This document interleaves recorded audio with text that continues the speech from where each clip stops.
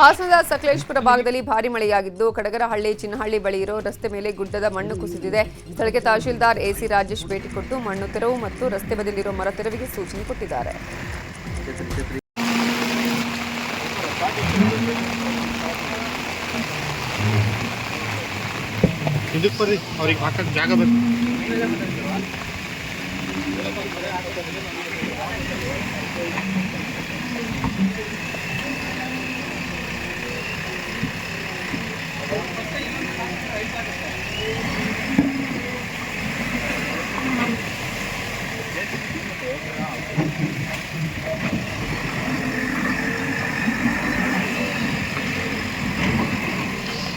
मनोज वो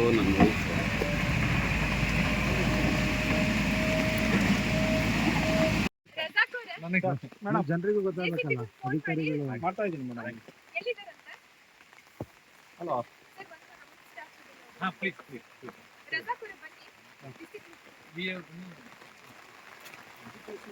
JCB ಬರಬೇಕು, ಇಷ್ಟೊತ್ತಾಗುತ್ತೆ ಬರೋಣ.